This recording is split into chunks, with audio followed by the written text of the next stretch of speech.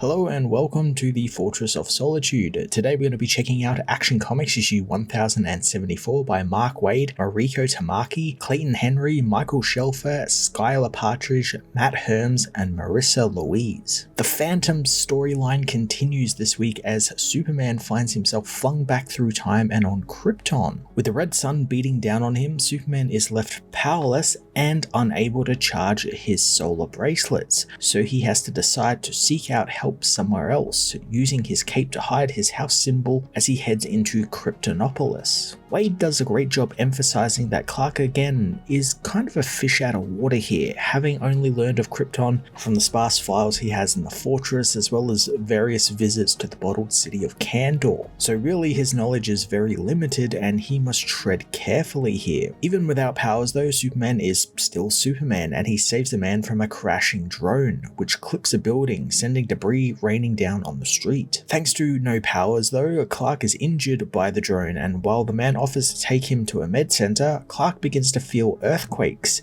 which give him an exact idea of when he has arrived on Krypton, and that's not good. Mon-El meanwhile is left alone in the Phantom Zone with Ether, who reiterates what we kind of already know about his story, him trying to offer the zone as some sort of life, but it turns out they're all bloodthirsty criminals and kill each other instead of worshipping him. He does mention that the zone is going to be repurposed for something, but before Mon can find out what it is, his ship's crew turn on him and imprison the hero. This is really the only new bit of information we get from the villain, that he wants to repurpose the zone, and I think this is the beginning of the shift of what the Phantom Zone will become. I think this is the whole sort of goal and end goal of what this story is going to be, is that the Phantom Zone is going to be changed forever in some way, and this is the beginning of that. We've seen hints of it earlier in the series where Clark is kind of mulling over what his father's real intentions for the zone were, and I personally think it's probably going to go away for a little while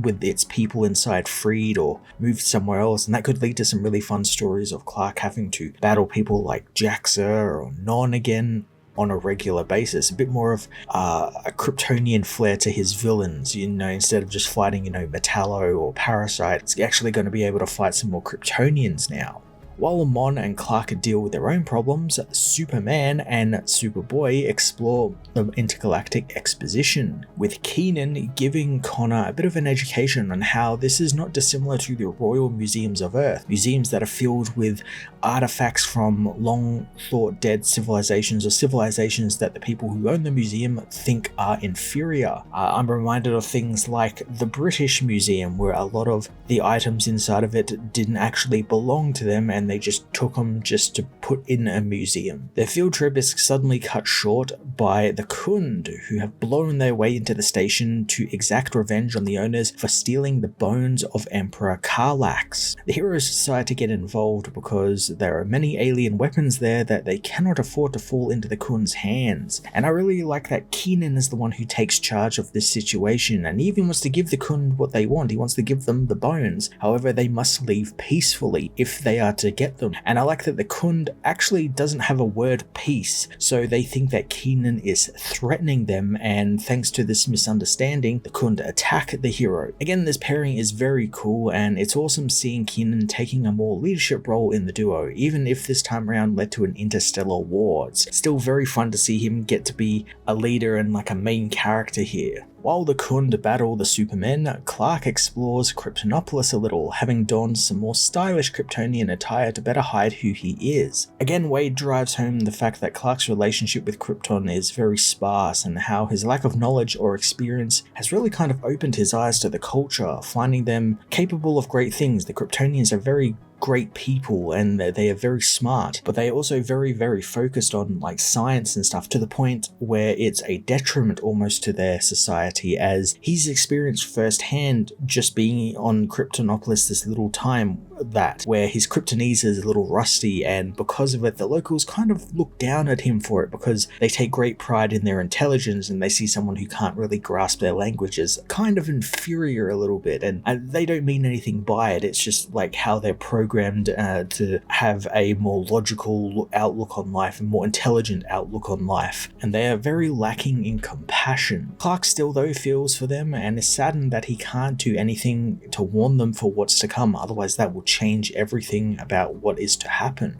He knows he needs to get his bracelets fixed though, and he knows just the person who can help fix them, and that person of course is his father, Jor-El. Clark heads for the House of El, where he meets Lara and a baby version of himself. Having contacted the house ahead of time when he was in the med center, since he needed their help and he wanted them to be ready. Clark introduces himself as Clark Kent before being completely off guard by seeing his mother and the home and his own self as a baby. And I really like how Wade paints this picture of him starting to remember like scents and vague memories of things that he hasn't thought about in years, or he didn't even realize he remembered, and they will come sort of flooding back once he sees the smiling face of his mother. While Lara's welcoming was very warm and comforting, Jor-El's really isn't, as the man bursts into the room screaming as the Science Council and Roseanne have refused to look at his claims that something is happening to their planet and they need to stop it before it's too late. Wade uses Clark as our gateway into the scene and how he sees his parents, and while he does have a rather idealized version of his parents, I like that he's open to seeing them in a light he's never seen them before, like his father's anger. It's something he's never really got to experience thanks to the recordings and stuff he has, but it's an understandable anger as Clark sees it. Clark also notes how he's now actually older than his father was at this moment in time, something that throws him off a little bit, and he finds it very strange to think about that he is now older than his father was when he was born. It's very strange for him to think about. Clark is able to kind of pull himself together and show Jor the solar batteries he's designed and how they won't hold a full charge, and Jor comments on the work of the solar bracelets, citing that they are of good quality, and I like that Clark is kind of proud that he can't obviously reveal that he's his son or anything and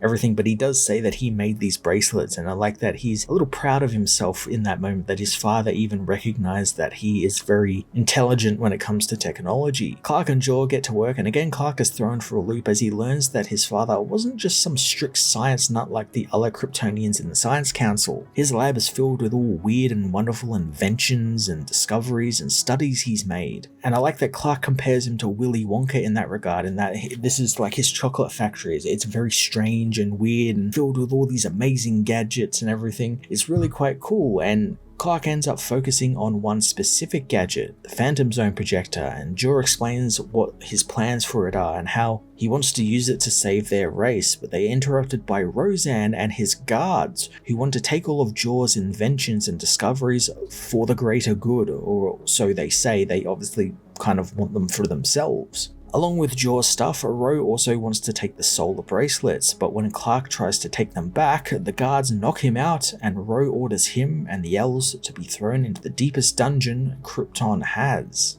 While we can kind of see where the story is going to go here with them being imprisoned and gives them a chance to sort of bond together, I love the idea of Clark getting to be with his parents just even for a little bit, and this is probably going to give them that opportunity to talk about the Phantom Zone and what Jor's plans were for it, and maybe for Clark to learn a little bit more about it, and hell, maybe even he ends up being the one that kind of inspires his father to turn it into a jail or something like that. It's definitely heading in that direction. What I'm more interested on is how they're going to tackle Lara, because a lot of the stories do just focus on Jor, and Lara's kind of like pushed to the wayside almost, and I really hope we get more of like what we got in the first part of this section when they first met in the House of El,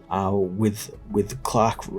starting to get all these memories back of him and his mother, and I hope we get to experience a little bit more of that through his eyes. The Phantom Zone stuff though is definitely coming up, and I hope Aether gets a little bit more, because really he isn't doing anything. Like, he's just, like in this issue, did another speech of stuff we already know, and he gave us that just little hint that, he's going to repurpose the zone for something. But apart from that, he's just kind of a nothing villain. He's not really, like an interesting villain or anything like that. They could have done a little bit more with him. Speaking of not a lot, the Supergirl backup continues its streak of just not giving us anything of substance. Supergirl's prisoner is captured by an unknown alien race along with Supergirl, who tries to figure out how to get out of the prison as the aliens try to auction off the prisoner to the highest bidder. The robot who helped her find the prisoner, the bailiff robot that was on the station, just inexplicably turns up, even though they would have been caught with Kara as well, because they were with Kara when she went to that prison that the prisoner was in. So I don't know how it managed to get free, but it ends up freeing Supergirl, and she fights her way through the ship until she finds the prisoner, who we learn knows Kara somehow, but is also talking about becoming one with her again. So there's like a history there, and we kind of got a hint of that in the last part where she was tapping into Kara's memories and seeing all the stuff and everything, and it was kind of hinted at that they know each other. But again, there's no reveal or even a hint of who this is, and it just feels like it's meant to be a 2 or 3 part story that was chopped up into, I don't know how, like 10 pieces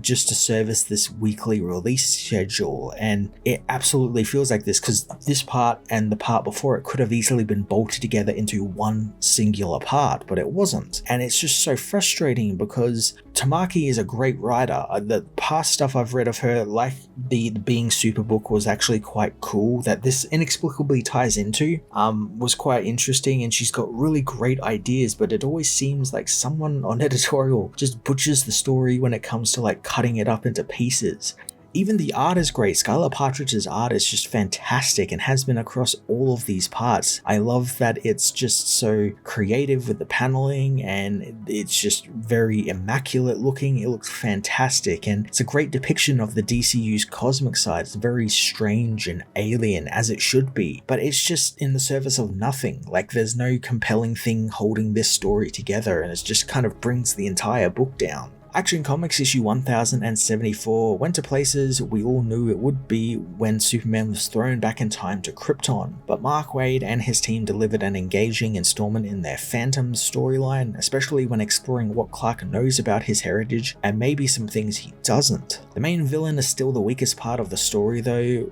with not much happening from him or his plot, and the Supergirl backup really drains all the excitement out of it, as it's going literally nowhere. I'm going to give this issue a 7.5 out of 10.